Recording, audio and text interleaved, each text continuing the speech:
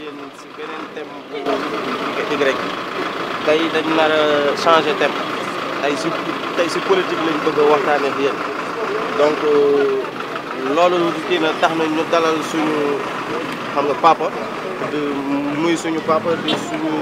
di suñu kilifa mais moom dafa bëgg a déposer candidature maire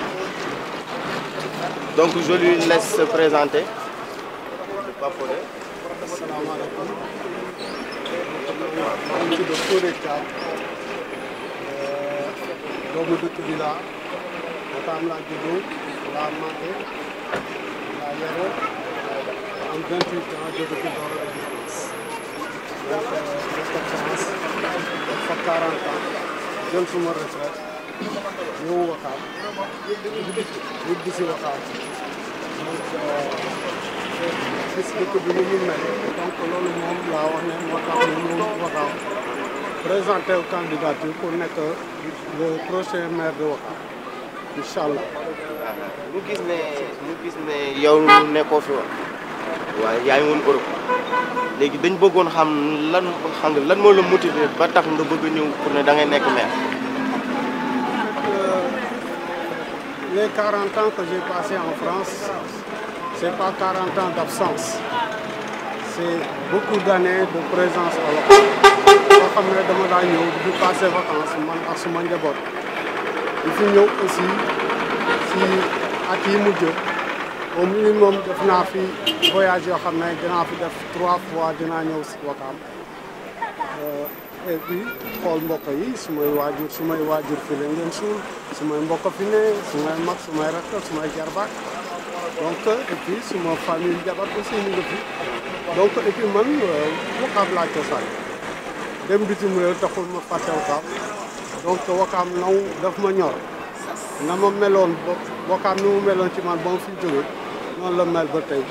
donc loolu moo ma tax a jóg et puis gis ne Wakaam dafa nekk dëkk boo xam ne dafa am potentiel ak ressource humaine de qualité bi ne Wakaam boo ko xoolee nga xam ne Wakaam waroon na mel neneen ni mu mel tey loolu man mooy suma motivation ñëw jéem a rassembler nit ñi xam ne yëpp bëgg nañ ñu Wakaam mel na ne ñu ànd lekk liggéey Wakaam ba mu nekk royukaay kon laa bëgg moo ma tax a ñëw présenter suma candidature ci mairie. ñu gis ne yow kon da nga gis ne Wakaam changé wul loolu mooy sa motivation. changé na sur le plan démographique changé na aussi sur le plan de l'étendue de la ville. Wakaam ce n'est plus un village, c'est une ville parce que quand on voit que Wakaam dem na jóge na VDN bi dem ba aux Almadies on parle de cité avion cité assemblée montagne rouge yooyu yëpp ay nit la léegi Wakaam d'après liñ ko estimé war na mat 100 000 habitants. Donc ce n'est plus une petite ville, ce n'est pas un petit village, c'est une grande ville. Et une grande ville doit quand même refléter l'image d'une grande ville, ce qui n'est pas le cas actuellement. Donc yow est-ce que mën nañ xam tuuti lan nga nekkee woon France genre. La France li ma fa nekkoon j'ai quitté ici en 1974. am na ñoo xam ne sax dañ yaakaaroon ne bi may dem football moo ma yóbbuwoon mais du woon boobu période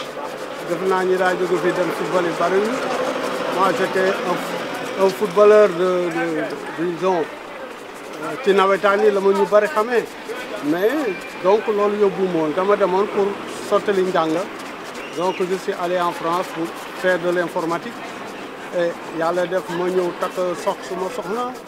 dem foofu yàlla rek moo xam kañ ngay dem mais yow xamoo sa dellu si donc les 40 ans que j'ai passé en France voilà, j'ai travaillé j'ai fait de la formation j'ai étudié et puis j'ai travaillé jusqu'à ma retraite. ñu gis ne da nga bëgg a déposer candidature pour nekk maire mais ñoo xam ne aussi ku laata nekk maire da ngay am formation maire léegi ñu bëggoon xam ndax yow def nga formation boobu. maire amul formation maire yow da ngay xam say compétence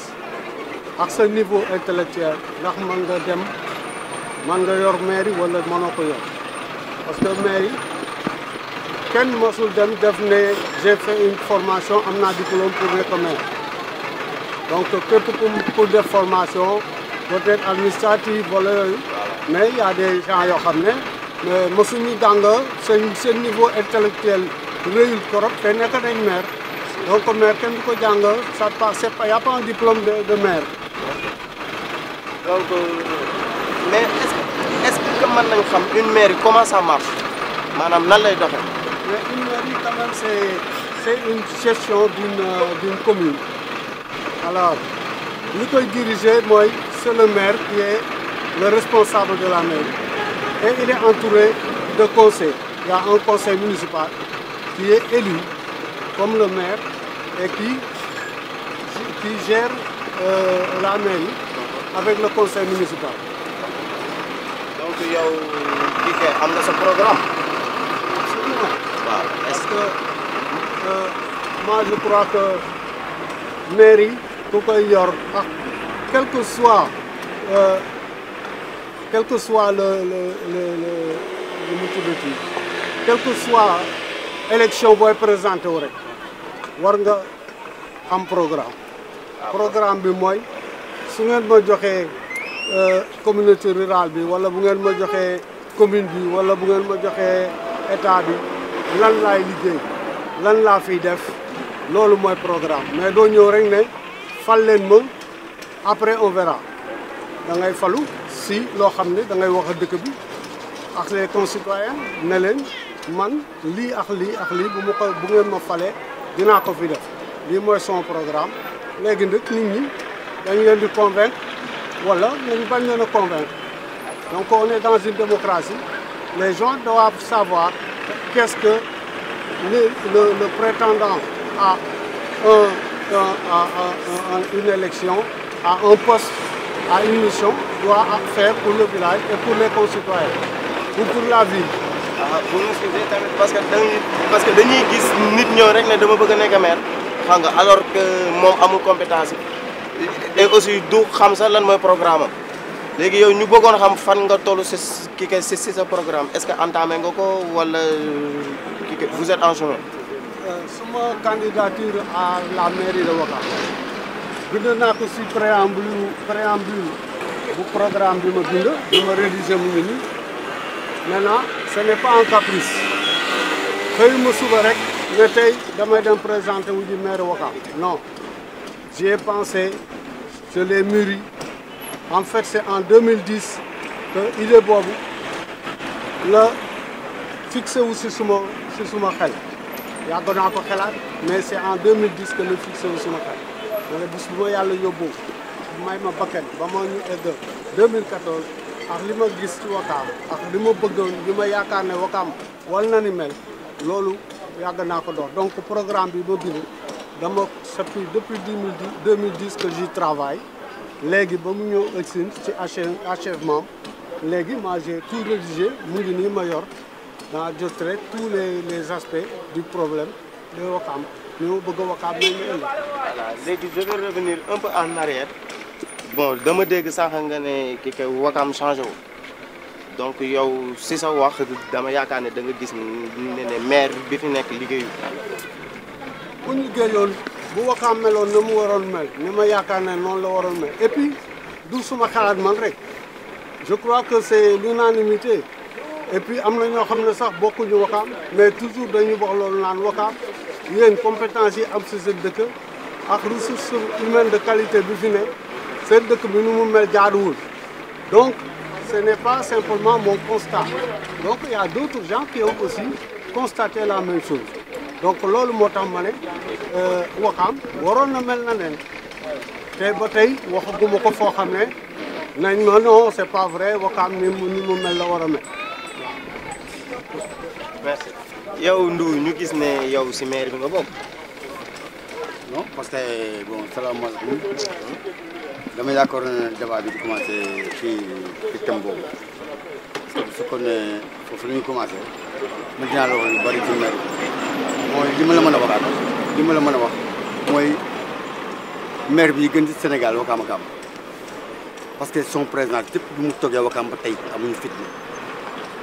amul coow amul xuloo parce que. waaw le problème foofu dinaa la dagg.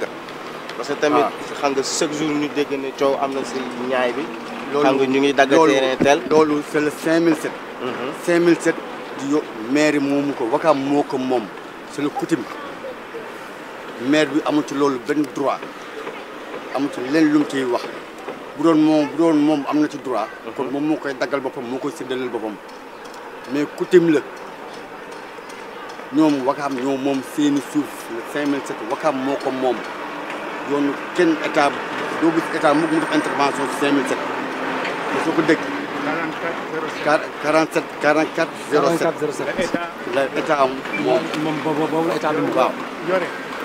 mais donc léegi Pape Fodé dama bëgg a xam maire bi comme moom li mu wax léegi nii le maire en tant que tel moom ban kaddu la mën a am wala ban fonction la am si loolu si xam nga mu dégg ne ñi ñaa ngi xeex si ñaay bi xam nga ñii ni dañoo bëgg a dagg terrain lii maire bi moom loolu lan moo si rôle lan la si war a dox. Le maire est le représentant de l'État sur la commune. C'est le premier magistrat de la ville. moo fi représenté état bi moom dañ ko fal c'est l'élu de la République il n'est pas jaraaf bon mais nag la tranquillité de la ville lui incombe bu histoire doon am ak lu mu mënti doon ci raison bi moom war na ci intervenir sur veiller à ce qu'il y ait la tranquillité et la paix au sein de la communauté bon loolu war na ko dox. parce que boo gisee moo wax la loolu boo déggee ma ne la maire ministre dara parce que boo xoolee xeexu foncier bi yëpp famille ak famille la. mais yow da ngay am sa terrain man ma jël ko jaay ka wala kii ñu joxaat ka mu bëgg a def ndax loolu entre famille lañ koy réglé boo gisee fan yëpp ñu ngi dem gendarmerie ñëw ak affaire famille la c'est pas le maire. mais maire li mu mën a def intervention mooy dëkk bi tàkkul gis leen fi service d'ordre kenn taw fi kenn yaa ngi dégg dëkk bi calme na am na jamono yoo xam ne métti woon na mais yàlla suturaal nañu ba maire bi bu mu ñëwee am nañ jàmm léegi yéen a ñu fajar bi ñu dóor gendarme yi fi lañ daan xëy suba ba ngoon. am mais amatul. loolu moom léegi dañu oor tranquillement loolu lépp gisatuñu ko fi boo déggee nag mooy c'est le maire parce que maire bi fi nekk bon xam nga. mooy comme li Père wax rek xam nga nit boo amul xam-xam amuloo yërmande mënuloo yor dëkk. waaw ñaar yooyu moom boo ko amul mënuloo yor dëkk amuloo xam-xam amuloo yërmande ki fi nekk am na xam-xam am na yërmande xam nga Abdoulaye Wade pour ñu xam njëriñam dañ ko joxoon un deuxième mandat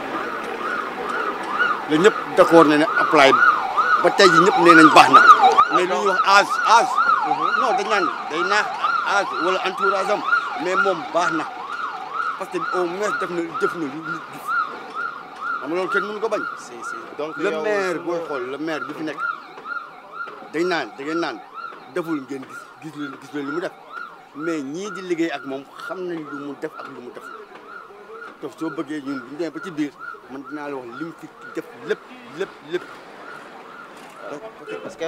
parce que yow si say biir wax man damay dégg comme da nga ne Abdoulaye Wade pour ñu xam njëriñam il a fallu que ñu joxaat ko deuxième mandat. bien sûr donc yow su ma comprendre bu baax. mooy que ne da nga bëgg ñu joxaat deuxième mandat. ci Ndoye mais bien sûr te loolu moo war a am te mooy am incha allah. ok donc Papa Ndiaye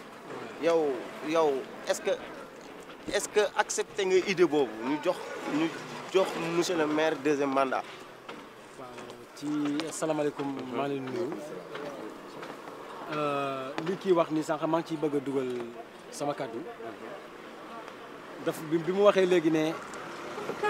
maire bi liggéey na loo xam ne nii ñi ngeen xam ne ñoo nekk ci endroit am ñoom lay liggéeyandool gis nañ li mu liggéey te dama yaakaar ne un maire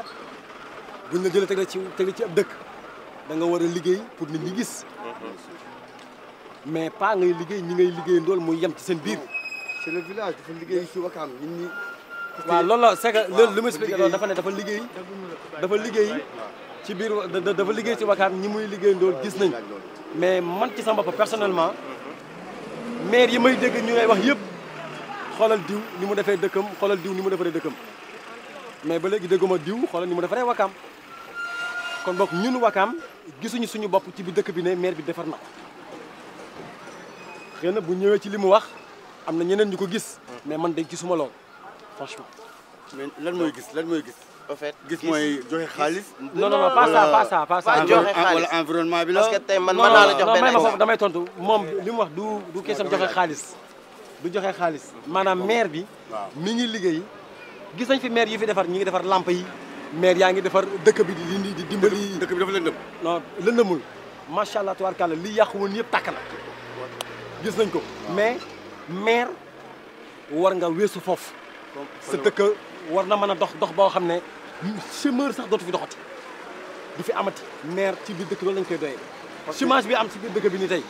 maire bi tey bu defoon li mu war def yëpp. parce que tey chômage du am fii si dëkk bi. si mënu si dara xam nga tax mënu si dara le maire ñun Wakaam non mën nga dugg soo ko Wakaam amul ressource amul ñu jumtukaay bu mën a tax loolu dañ feñ na lañ amoon lañ lañ ci mënoon lañ rek moo mënoon tax chômage bi dañ en Wakaam. Wakaam mooy commune bi ëpp xaalis si Sénégal. mais pourquoi feeñul si non dama lay wax ne xaalis bi lan la kay ma wax la luy xaalis bi. xaalis bi mooy Wakaam moo ëpp xaalis si village yëpp Wakaam am na xaalis mais dañ proposé ne comme si côté coutume Wakaam dafay indi li mu yor. commune bi indi li mu yor ñu seet le développement Wakaam nan la ñuy def ba Wakaam dem ci kanam commune Wakaam ñaata milliards la jënd ci encaisse ñan ñoo ko yor ko maire bi lu mu am fan lay fayeeku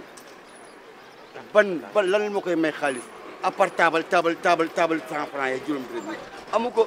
te dinaa la wax loo xamul maire yi fi jaar yëpp maire bi li muy fay par mois amul Sénégal wër ko xam ñaar lay def fay par mois 10 millions lay fay salaire rek 10 millions de salaire par mois te xoolal ñii di fay ko ñëpp Wakaam lañ dëkk il est la seule personne bu am 300 emplois di leen fay weer wu dee amul ci Sénégal. ok mën naa ñëwaat donc question bi pour ñaar ñi en fait man dama gis comme moom li mu wax nii léegi mu ne Wakaam moo ëpp xaalis si commune yi mu ne aussi si table yi rek lañ koy fayee ko bon man je vois le contraire parce que boo demee ba côté VDN bi ah avant nga jéggi VDN bi loolu noonu yëpp si commune Wakaam la bokk armée yi. VDN bi mooy frontière. waaw Wakaam est. voilà léegi foofu noonu yëpp. dañ fa gis y a que des immeubles ay entreprises ay écoles de formation et tout alors que ñooñu ils payent. ville de Dakar la ñuy fay dëggal ma la ville de Dakar mooy récupéré foofu Wakaam ci commune bi dafa am fu ñu ko yemale xam nga il faut nga xam fan la tool bi yem fu mu commencé ak fu mu yem. bàyyi ko moom mu yem. commune bi dafa am ay limite. VDN bi mooy limite am à l'est. d' accord ah man depuis kii Birame Ndiaye nekkoon. interpellé naa kii si entourage bi kii bi terrain yi nga xam ne ay jàmbur la ñu koy jox kenn du leen xam fenn si Wakaam fii ñu ñëw di leen ko jox tey waa dëkk bi nekk fi amuñu si am dara amuñu si benn contrôle. mais VDN bi mu ne am nañu am nañ si kii frais bornage. kan moo joxe VDN non amuñu si dara. kay maire yi ñoo Ablaye Wade moo ko joxe moo Pape Diop. waru ko joxe booy xool logement boobu les anciens ministres PDS rek ñoo fa dëkk. non moom moo ko joxe. non waru ko joxe war fii kenn waru fi dugg si territoire communal bi. boo ko fi te jaaroo si maire. boo ko fi nekkoon c'est pas le maire. non non c'est pas du maire bi. Birame Ndiaye laa la wax depuis jamono Birame Ndiaye voilà d'accord laa leen doon interpellé. voilà parce que ñun amuñu chance depuis réforme bi ñëw amuñu chance su am maire bu baax maire bu nga xam ne parce que réforme bi lu ko taxoon a jóg mu di doon jege askan wi waaw gestion de proximité moo ko taxoon a jóg waaw mais gisuñu si lenn waaw gestion solitaire lañu gis yow kot waaw. yaa moom jubbu mi maire bi moom conseil municipal kenn mësul dégg fii conseil municipal ñu ne alors opposé na ak maire si c'est dur. non te dëkk bi mënuñu ko yëg. ah voilà. parce que yow am nga yow conseil yu ma jege yow mais yow non yow am nga droit yow am nga non dama la expliquer rek. yow ma ne yow am nga droit assister conseil municipal yow en tant que citoyen Wakaam yow conseil municipal da nga am droit nga toog nga déglu ba xam lu dëkk bi doxee te waroon mën a am baat. déedéet mais conseil consultatif bu amee tur rek. non da nga ci am droit da nga ci am droit. waaw dafa ndànk rek conseil consultatif dafa waroon am dañ ko waroon a déglu boolewuñu ko si lenn si gestion proximité bu ñu ne moo ko taxoon a jóg donc gestion solitaire la ñuy def bu léegi. Birame Ndiaye fii jël na fi dem na fi bu tegante dënn ak colonel la xaw ma kii bu gendarme commandant gendarmerie bi booba si école bi ñu doon dagal ah ci la dem lui seul. soo doo bëgg ñëw lui seul bu mu am blocage bu mu am blocage. parce que ay Birame Ndiaye yooyu. non bu léegi même gestion bi mooy ñëw. léegi même gestion bi moo fi am. ensuite mu ngi wax ay juuti yi ñuy fayeeku. mairie bi waroon na weesu loolu. logement yi yëpp buñ si loué dañu war a fay. surtout que bu amee valeur locative bu ay centaines de mille chaque mois dañu war a fay kër yi dañ daa fay impôt bi mu amee résistance dañu bàyyi même Birame Ndiaye bi muy ñëw mu ngi doon fexe nu mu ko andiwaatee mais ñama ñu woon jàkkaarloo nit ñi wax ak ñoom loolu donc dafa doon sonde rek bi mu gisee ne am na résistance mu teg ah mais li ñu wër nii yëpp maison locative valeur locative bu am ay centaines de mille war na fay impôt waaw si dara donc commune de développement la ñu waroon a am luy développé commune ñii amuñu ko fexe ñu ko am ressources moyens yooyu waaw bu ñu doon yor milliards yi duñu investir ku dul investir nan ngay développé. mais parce que amul ay ressources. merci mais ressources dañ koy wut. foo koy utee Wakaam lan moo la may xaalis wax ma ka wax ma leen ne géej gaa ngi fi transport gaa ngi fi ak ren géej gi kan ma kooku ba géej gi gis nga may en fait tonton man li ma si sànni du bari voilà mais seulement maire yi fi jaar yëpp dañuy sori population te ba ñu dalee am maire ak léegi yàgg na plusieurs générations juddu lañ si mais amuñu benn boo xam ne bii rek dana taxawal mbir mi sur le plan culturel ah ba ñu war a mën a déggoo rapproché parce que ñi nekk si maire bi ils sont issus de la population am na une certaine éducation boo xam ne bu ko nit amee wala amu ko su demee ba yëg si maire bi day feeñaat si population donc war na am tenue ak éducation ba nga xam ne les élus ñoo koy am nekk ci kaw war a mën a diriger ñi si suuf ba nga xamee ne tenue boobu ñu respecté que sur le plan moral sur le plan éducationnel ndax mu mën a am rapprochement ñi ñi jaxasoo bu ëllëgee kuy falu fii si réew bi pour dem si village bi pour dem si maire bi doo am benn difficulté mais dafa am fossé bu rëy diggante les élus ak population moo tax te loolu yëpp lu ko waral intérêt rek moo ko waral yëg si kaw ak moo alal ji def si lu la neex bàyyi les autres en rade man bu ma toogee ba fii ñu naan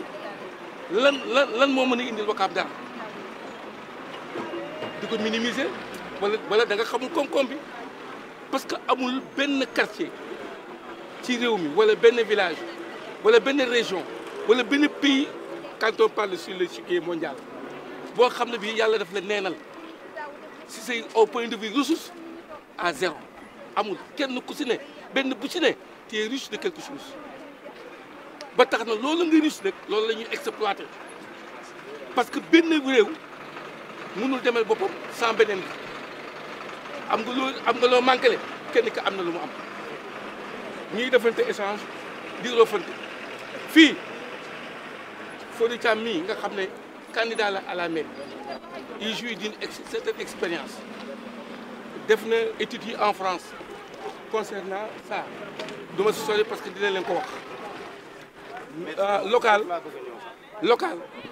local mairie dañ koy jàng ku koy jàng war na xam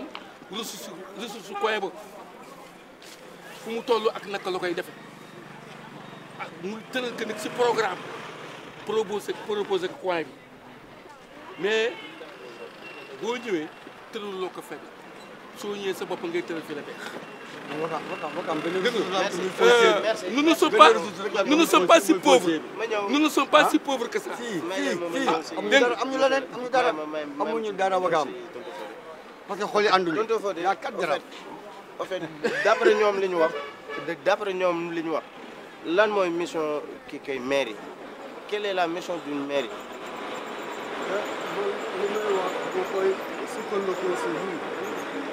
Acte 3 de la décentralisation. Dans son livre premier, article numéro 3, les collectivités locales ont pour mission la conception, la programmation et la mise en œuvre des actions de développement économique, social et environnemental d'intérêt local. Le concept, c'est ce que la loi dit. Moi, le maire doit concevoir, doit planifier et doit mettre en œuvre les conditions de développement de sa ville, de la commune, sur le plan social et sur le plan environnemental, mais économique lañ jëkk cité. Donc c'est ce qui est le plus important. Parce que boo amul économique mënoo def social, boo amul économique mënoo def environnemental, parce que économie moo yor lépp. Donc l'économie d'une ville, ce n'est pas simplement concevoir des cantines ou des tables. Du loolu mooy jox dëkk ay ressources. Les ressources même boo ko amul bu fekkee ne sax yow fi nga ne amul pétrole amul or amul diamant am na leneen te nous on l'a, c'est ce que j'appelle la ressource humaine de qualité qu'on a.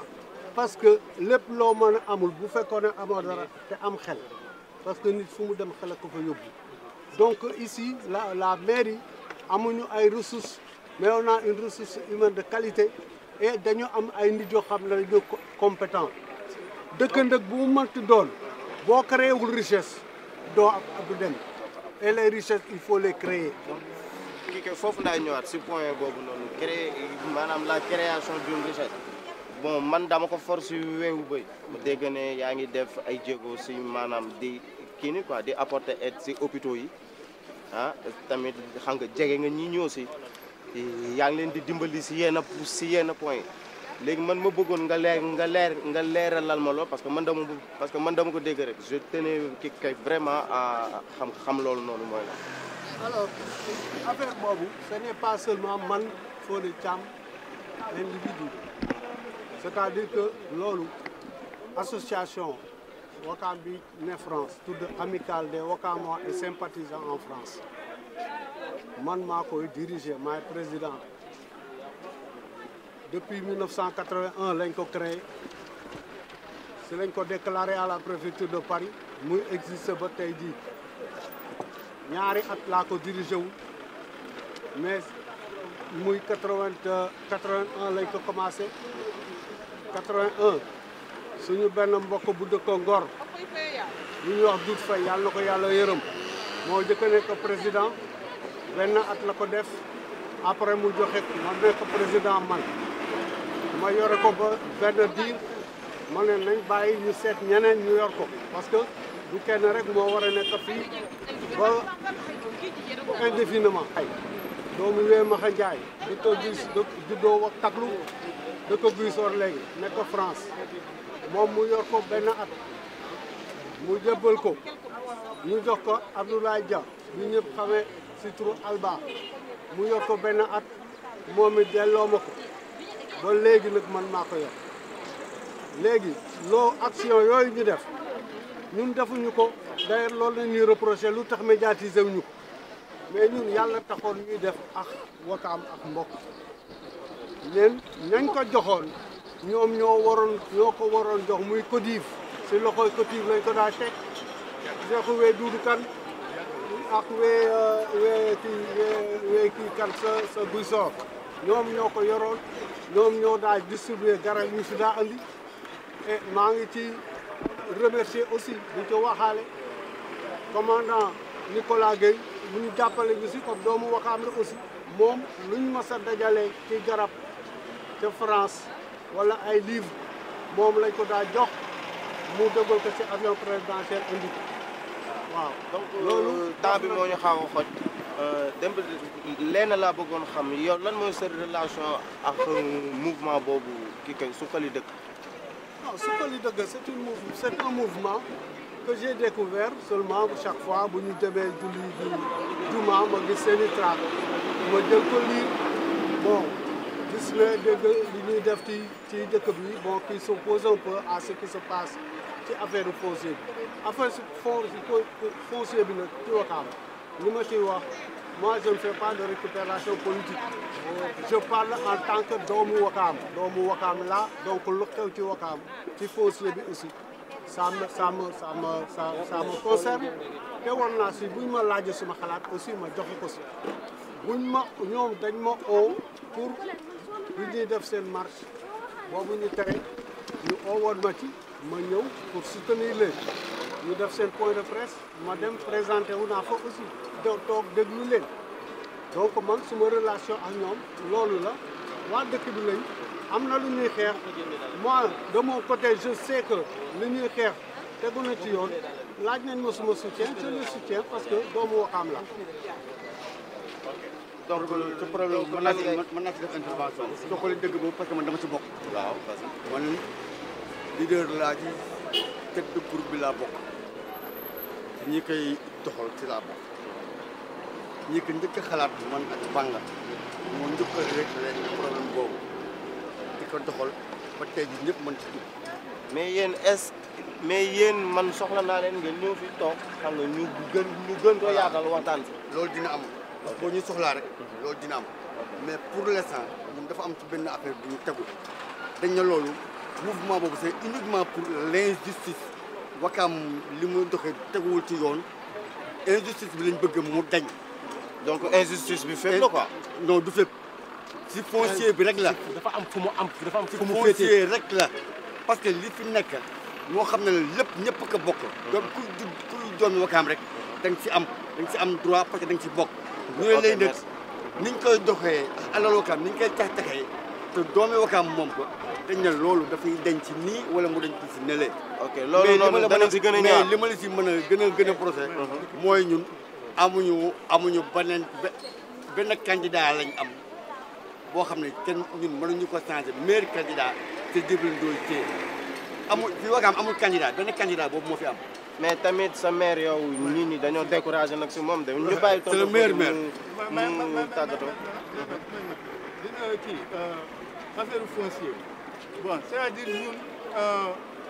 fii la riir bi bëri muy 2007 bii parce que moom la lu Wakaam la. mais des na yeneen. li nga xam ne état moo si dugal loxoom. lépp alors jaay doole la fii dala Sénégal bi dem bu champ de tir demoon na sax bu aéroport c'est 400 et quelques hectares. mag ñee ko jëkkoon a titré en 1901 mooy jiitu état ñëw titré si kawam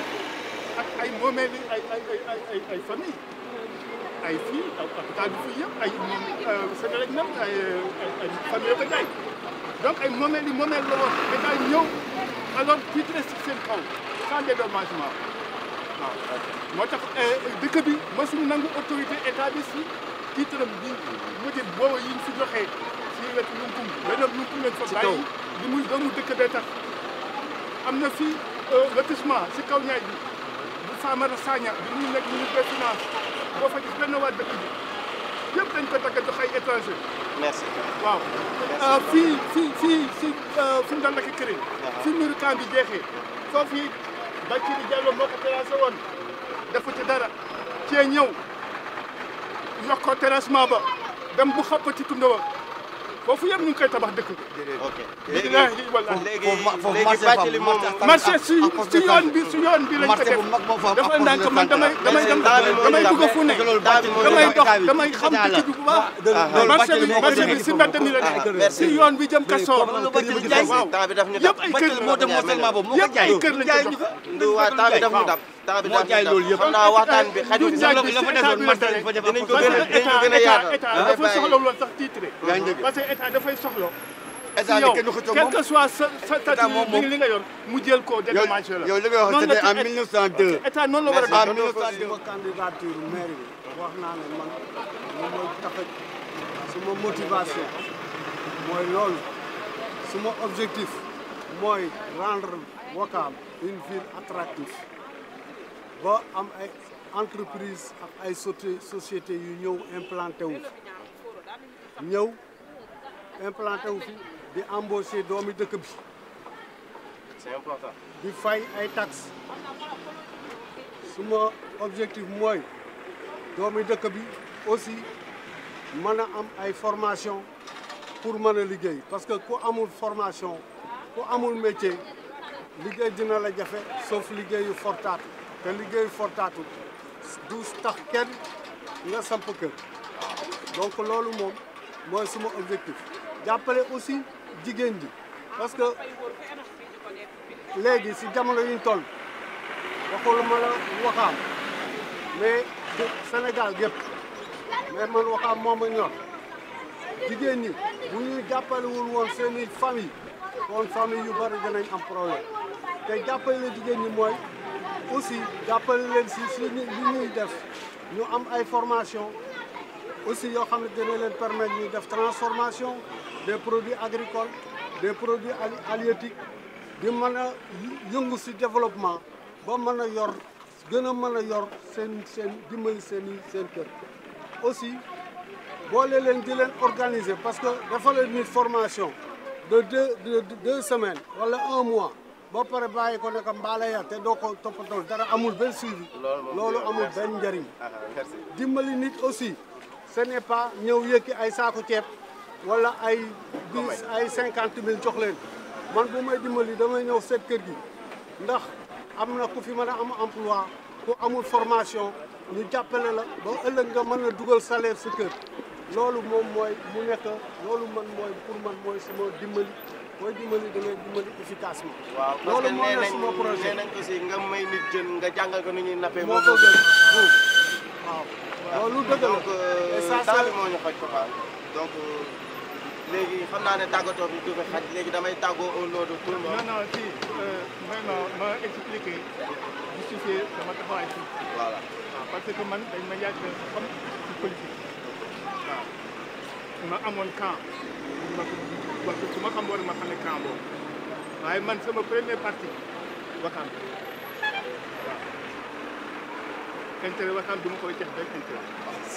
parce que boo seetee dëkk bi lu ko yokk tardeel muy intérêt individuel intérêt parti moo yàq dëkk bi fii au nom du parti jël nañ suufu dëkk bi di ko joxe yëpp ñu doon taxaw di ko xeex dans le cadre du Codi. loolu danañ si ñëwaat bu baax nag ñi boo toog ni ñu yore woon dëkk bi mooy intérêt dëkk bi lañ jiitaloon yëpp duñ ko mbokkoo duñ ko xaritoo duñ ko voilà duñ ko kenn duñ ko jënd jaay voilà intérêt dëkk bi moom lañ jiitaloon fii léegi nag loolu moo taxu moom lañ bëgg a bàyyi moom moo jaxe si dëkk bi moo jaxe si dëkk bi da ngay gis ñu ñu xañ ay endroit yu ñu xañ si terrain dëkk bi pour di ko jox ay étranger moo fees si ñaay bi moo duggee si ñaay bi sama xol day fees merci may ñu rek waaw ak li waral parfois dafay waaw tàggatoo ki may topp nag ki may soutenir mooy ki may jugé ne c'est le meilleur pour Ouakam erreur yi fi am yëpp waaw mu feeñ si secteur yi dafa feeñ si sport bi ba tey amuñu stade waaw ba tey amuñu stade te ku xool Ouakam fu mu toll si basket si football te ba tey amuñu stade di jox nit ñi ay stade ñu bàyyi Ouakam amuñu xoolaat infrastructure dëgg la Ouezo amul local ñun ñoo dëgg nag rek ñun ñoo war a xoolaat suñu bopp Ouezo amu ko mu ngi fi te mu ngi si programme bi loolu dinañ si gën a ñëwaat voilà waxtaan bi neex na trop xam naa ne moom lii duuf si nag bi yëpp xaju si ci li donc sama papa yi relaté nañ lépp luñ fi war kii kay lépp luñ fi waroon a wax dégg nañ discours Pape Fodé donc moom il est prêt pour nekk maire. Ndu sànq wax na ba wax kii kay tudd coowu xam nga coowu koor gi woon donc loolu tamit c'est un autre débat loolu danañ ci ñëwaat ak sama beneen invité parce que loolu xam naa kii ka moom donc ñoom ñëpp waxtaan nañ léegi duma def rek lu dul tàggoo au nom de tout le monde di leen jox dégg daje si beneen émission incha allah Y.